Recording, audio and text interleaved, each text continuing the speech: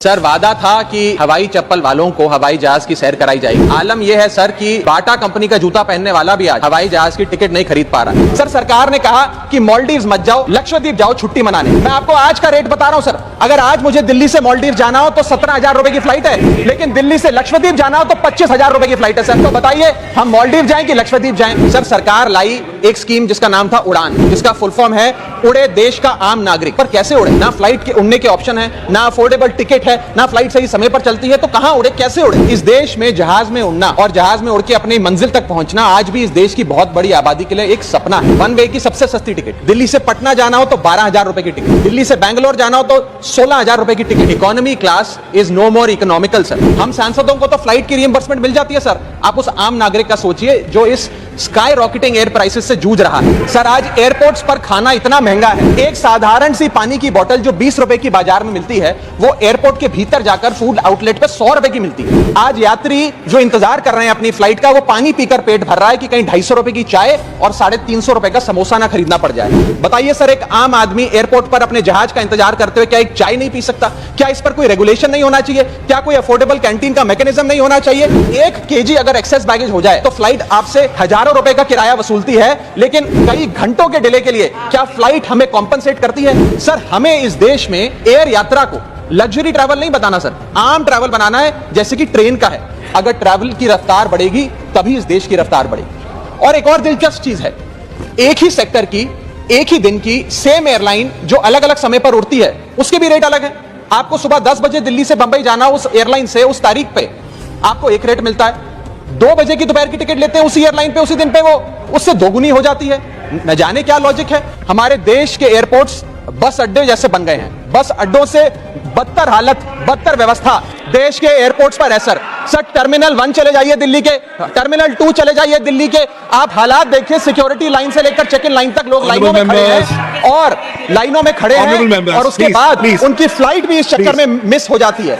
एक मुसाफिर सही समय पर फ्लाइट नहीं पकड़ पा रहा क्योंकि वो बेचारा चेक इन और सिक्योरिटी लाइन में ही फंसा रहता है। इतने ओवर क्राउडेड एयरपोर्ट्स आज हमारे देश के बन चुके हैं। सर एक आम नागरिक अपनी मंजिल पे, अपनी डेस्टिनेशन पे पहुंचने के लिए, जल्द पहुंचने के लिए कभी कभार ट्रेन यात्रा या बस या गाड़ी की यात्रा नहीं करता, वो महंगी टिकट खरीदता है। महंगी टिकट खरीद के अपनी मंजिल पे समय पे पहुंचना चाहता है। और कुछ ऐसे भी लोग हैं जो आर्थिक तौर पे सक्षम नहीं है, लेकिन आपातकालीन परिस्थितियों में, इमरजेंसी सिचुएशन में वो भी महंगी जहाज की टिकट खरीदकर जहाज की यात्रा करना चाहते हैं, अपनी मंजिल पे पहुंचना चाहते हैं। लेकिन क्या वो अपनी मंजिल पे समय पर पहुंच जा रहे हैं? निर्धारित समय से 3 से 4 घंटे लेट आज जहाज चलते हैं। और खास तौर पे छोटे शहरों के जो एयरपोर्ट्स हैं वहां पर तो मैक्सिमम डिलेज देखे गए हैं सर। 1 kg अगर एक्सेस बैगेज हो जाए तो फ्लाइट आपसे हजारों रुपए का किराया वसूलती है, लेकिन कई घंटों के डिले के लिए क्या फ्लाइट हमें कॉम्पनसेट करती है? मैं आज माननीय मंत्री जी को कहना चाहूंगा कि कुछ ऐसा मैकेनिज्म बनाए कि हर घंटे के फ्लाइट के डिले के लिए एयरलाइन आम यात्री को कॉम्पनसेट करे, उसकी जेब में पैसा डाले। सर सरकार लाई एक स्कीम जिसका नाम था उड़ान, जिसका फुल फॉर्म है उड़े देश का आम नागरिक। पर कैसे उड़े?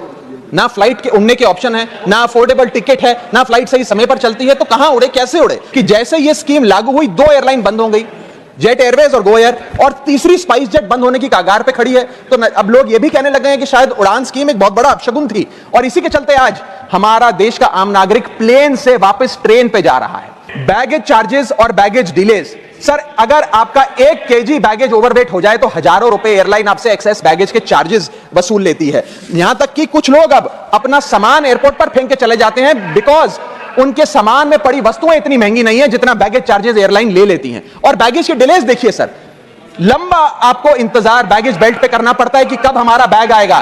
जब स्क्रीन पर देखते हैं तो स्क्रीन पर लिखा आता है बैगेज ऑन बेल्ट, लेकिन बैगेज ऑन बेल्ट नहीं होता। सिर्फ 2-3 बिजनेस क्लास पैसेंजर्स का बैग आता है और न जाने कितने मिनट एक आम नागरिक को इंतजार करना पड़ता है इस एक्सेस डिले के लिए, या इसको एक स्टैंडर्डाइज करने के लिए कोई प्रोसीजर सरकार को बनाना चाहिए। एयरपोर्ट्स पर पार्किंग का ठेका किसी एक कंपनी को दे देते हैं और वो मनचाहे दाम वसूलती है। खास तौर पे छोटे एयरपोर्ट्स पे 200-250 रुपए प्रति घंटे की कार पार्किंग चार्जेस देनी पड़ते हैं। आज आप दिल्ली के एयरपोर्ट चले जाइए, 220 रुपए प्रति घंटा गाड़ी का चार्ज लगता है। और अगर आपने कोई कैब टैक्सी बुक कर ली तो उसका भी मोटा बिल आता है, क्योंकि वो टैक्सी वाला भी expensive car parking charges, airport charges अपने बिल में जोड़कर आपको देता है। सर ये था फ्लाइट में चढ़ने से लेकर फ्लाइट में उतरने का। मैं अंत में 4 पंक्तियां सुनाकर अपनी वाणी को विराम दूंगा और आज इस देश के आम नागरिक, आम यात्री का दर्द इन पंक्तियों में आप तक पहुंचाने की कोशिश करूंगा।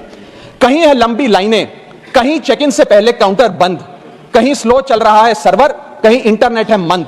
महंगी टिकट के बाद भी यात्रा की कोई गारंटी नहीं, आपका सामान चाहे टूटे चाहे फूटे कोई वारंटी नहीं।